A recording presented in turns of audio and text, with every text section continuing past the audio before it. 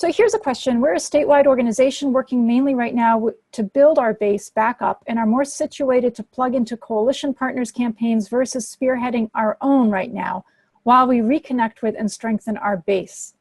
We do have a staff member who meets directly with legislators, and we use mass emailing to send action alerts asking folks to contact their legislators.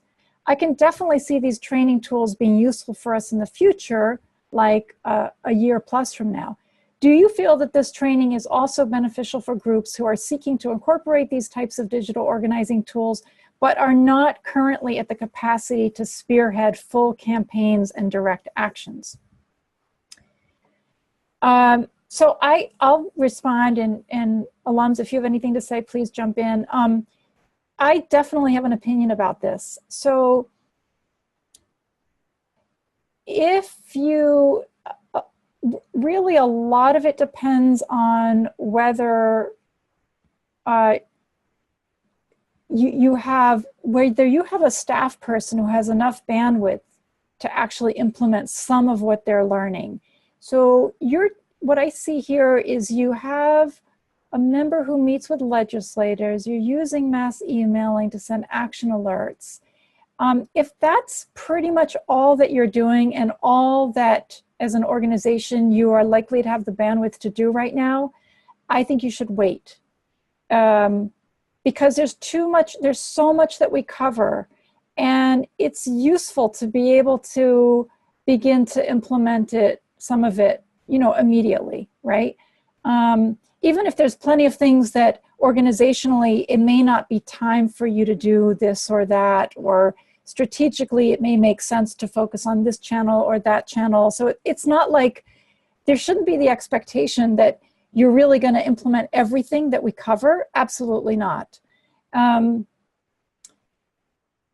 But there should be enough, some work that the person can do to directly implement.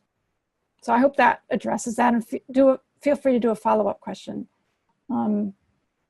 And actually, alums, I'm interested, like, does anybody want to say anything about that? How important was it for you to be able to directly kind of try out different things? Well, I thought that was the strength of the program, was that it wasn't just theory. You actually got to take bits and pieces of what you learned and applied them almost immediately, or figured out where they needed to go in your campaign. And I thought that was really, really helpful, because if something didn't work, then you could bring it either back to the class or bring it to the Q&A session, or just bring it to you in an email. Yeah, I mean, the other thing I will say, though, is that this is part of why we tried to do super inexpensive group rates, because we're trying to create, we're also trying to create training that people can access even if they don't think they're going to be able to use all of it right away, right? So even if you think, okay, a session every 2 weeks, I don't know if I can even handle that. Well, we'd like it to be that people feel like, okay, I'm going to have all the recordings. If I can't make all of the sessions, I can come back to them. I can come back to them in a year. I can come back to them in 18 months. And also other people in my organization can have access to them, right?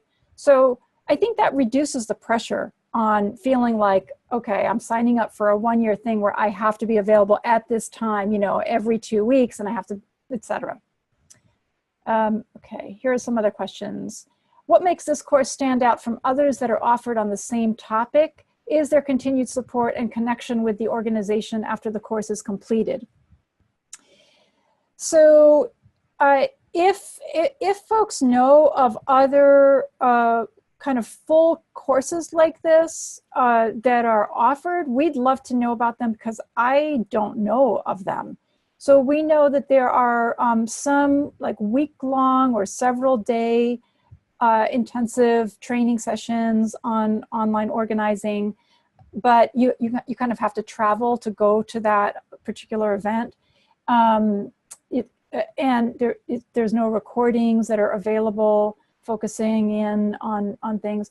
So, I think that in-person trainings are really great when you're trying to build relationships with, a team in your organization, let's say, or across organizations in a movement. That's the beauty. That's what, you know, conferences and retreats are for. But really, to our experience, at least so far, is that it takes time to learn all of this stuff and to absorb it and to try it out and implement it and experiment and have a group to come back to and like talk about that. And so that's what this is. And again, I don't know of anything like this. Is there continued support and connection with the organization after the course is completed? So, you know, what we are doing is, as I mentioned at the beginning, once you've been in the program once, anyone else, any other staffer from your immediate organization could do future cohorts at a really inexpensive like group price. And then SMT does work with lots of groups. We're on retainer with groups. We do a lot of different trainings. We just finished a 7-session series all on about working with 50 groups across North Carolina and ramping up more powerfully on Twitter. So we're constantly, you know, involved with campaigns and groups, et cetera. So yeah, I mean, if you wanted some kind of ongoing relationship, sure, that's possible. To what degree is the course relevant for contacts outside of the US? I'm in the Netherlands. Some tools are US only. And what I will say about that, I think a few different people have asked about this. So yeah, there are some differences in tools, but really the tools are the least of what I think the least of the value here. I think that the greatest value is in thinking about how to orchestrate and use tools that are out there, like the basic generic kinds of technology now that's out there to build power, right? So there's not a doubt in my mind that unless you have something like this more local, which would be wonderful if you do, then do that. But if you don't, then yeah, I think you'd get a lot out of this. And we have tons of people we had a whole group from Amnesty International Ireland who took one series, and like there's lots of people who are constantly watching recordings because in New Zealand and Australia, they're asleep during our usual webinar times, and they seem to be getting a lot out of it. Is it possible for a person to complete the certificate without being involved with an institution? So we've kind of intentionally said, so far everyone who's participated has been with an organization or a union. And we're trying to avoid, quite frankly, we're trying to avoid having a lot of kind of consultants in on this because so much of what the strength of this is peers learning from peers doing the work. But if you are someone who's not with an institution and you really want to do this, just, yeah, give a shout out, let's talk, and we'll figure out what might work for you. I'm one of 35 field staff UniServe directors in the National Education Association world in Alabama. Congratulations to you all for your organizing there. I won't have any institutional support either in implementation or cost. I do use mass email and Facebook to a degree in my local organizing efforts, so this would essentially be personal professional development to expand my knowledge and skill set. Would this be right for me? I absolutely think that anybody who's doing, we will directly be addressing the needs of unions, to do more intentional, aggressive organizing under Janus and other, just the legal framework where unions have to do more aggressive actions and direct organizing around worker needs and interests. And so I definitely think that this would be a good training. And, I think part of it is as you get more experienced and knowledgeable about what's out there, you become better able to bring that to leadership. And really unions need that kind of role. Let me ask any of the alums, do you see any questions that you want to lift up? Here's one. I work in an organization that is mostly active online, not much offline action, only a few times per year. Is this suitable for our organization? I think what you would get, so we really want groups to be doing more offline action. And I recognize, I think you're an international organization that is lifting up really important issues globally on women's rights. And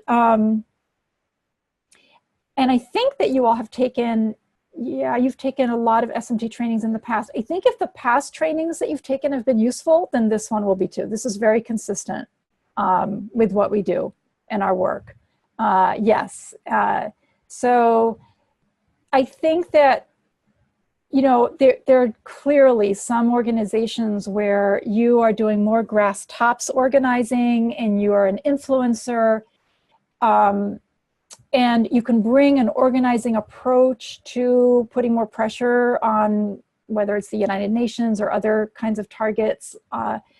And while our kind of organizational philosophy and preference is that direct action is really critical, I certainly would want it like definitely participate if it's useful for you. And I see some of the panelists have to jump off. That's no problem. We're just going to keep going with anyone who wants to stay for questions. I'll just keep answering them until folks drop off. What online adult learning platform will you be using for the quizzes and such? It'll be teachable.com. When is the application for the scholarship due? You can fill it out at any point and it will prompt a conversation with us about that. What's the deadline for early bird rate with a scholarship? July 15th.